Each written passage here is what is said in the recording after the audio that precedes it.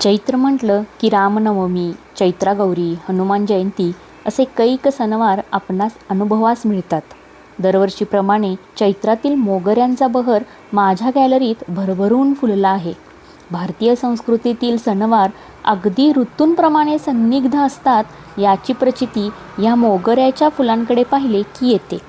कारण सुंठवडा नैवेद्य आणि सगळ्या मंदिरात, विशेष राम मंदिरात हमखास मोगऱ्यांच्या फुलांची सजावट आपल्याला पाहायला मिळते. कारण चैत्रात येणारा हा मोगऱ्याचा बहर काय निराळाच असतो.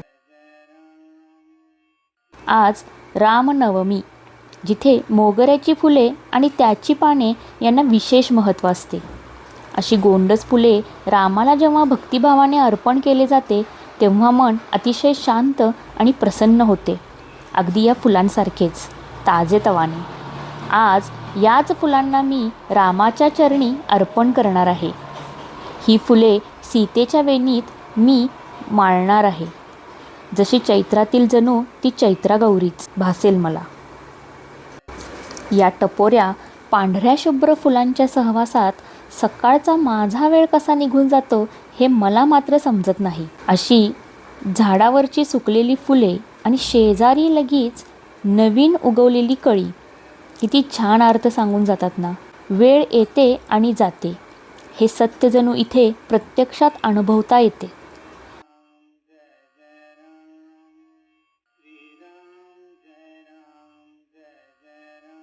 आज रामनवमी निमित्त मी इथे सीताराम रांगोळी काढणार आहे आणि मानाचे मोगऱ्याचे पान यावर मी जय श्रीराम लिहित आहे.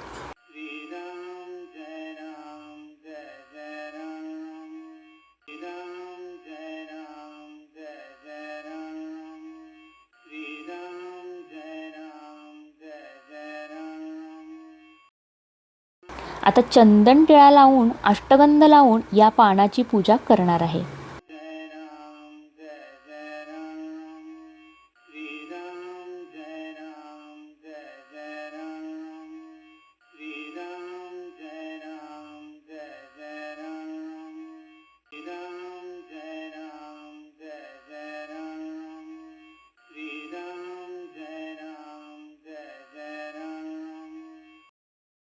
आता याला मोगऱ्याचे फूल वाहून रामाला नमस्कार करूयात.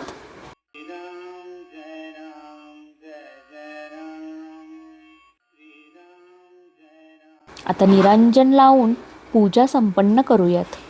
इथे माझी स्वामींची आणि रामनाम पानाची पूजा संपन्न झाली आहे.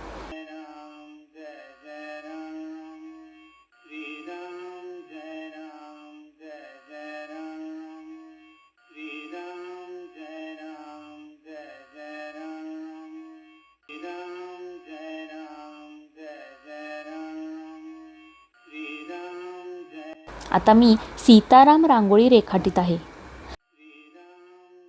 संपूर्ण रांगोळी रंग भरून काढत आहे मी. का कोणास ठाऊक, जेव्हा जेव्हा देवदेवतांच्या रांगोळ्या मी काढते मन आपोआप शांत होते माझे. हीच ती ऊर्जा असावी जी आपणा सर्वात आत कुठेतरी सुप्त अवस्थेत असते, जी अशा पवित्र गोष्टी करताना वर येते, ज्यांनी मन शांत आणि प्रसन्न बनते.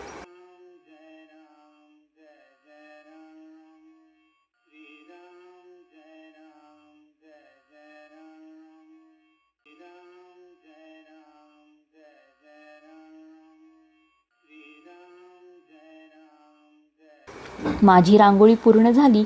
आता मोगऱ्याची फुले मी सीतामय्याच्या वेणीत माळून घेते. जणू चैत्रातील मोगऱ्यांनी फुललेली चैत्रागौरीच जणू. आपण सर्वांना या रामनवमीच्या खूप खूप शुभेच्छा. रामासारखेच आपल्या प्रत्येकाच्या आयुष्यात राजयोग आणि वनवास योग येतच असतात. चढ उतार कितीही आले तरी पती-पत्नींचा एकमेकांवर असलेला विश्वास आणि आपल्या कुटुंबावर असलेले प्रेम आणि सत्यपणाने राहण्याची जिद्द कधीही सोडता कामा नये. हेच तर राम, सीता, लक्ष्मण यांच्याकडून शिकायचे आहे, रामायणातून शिकायचे आहे. जाता जाता रामावरचे एक सुंदर भजन मला खूप आवडते. असे भजन जे महात्मा गांधीजींचे सुद्धा सगळ्यात आवडीचे होते. ते मला इथे थोडेसे गावसे वाटते. तर मनापासून गायलेले भजन नक्कीच रामचरणी पोहोचते असे मला नेहमी वाटते, कारण तिथे नितळ भक्तिभाव असतो. रघुपती राघव राजा राम पतित पावन सीताराम. रघुपती राघव राजा राम पतित पावन सीताराम. ईश्वर अल्लाह के दो नाम सबको सम्मति दे भगवान. ईश्वर अल्लाह के दो नाम सबको सम्मति दे भगवान. सुंदर विग्रह मेघ श्याम गंगा तुलसी शालग्राम. रघुपति राघव राजा राम पतित पावन सीताराम. भद्रगिरीश्वर सीताराम भगत जन प्रिय सीताराम. रघुपति राघव राजा राम पतित पावन सीताराम. जानकी रमना सीताराम जय जय राघव सीताराम. रघुपति राघव राजा राम पतित पावन सीताराम. रघुपति राघव राजा राम पतित पावन सीताराम. जय श्रीराम.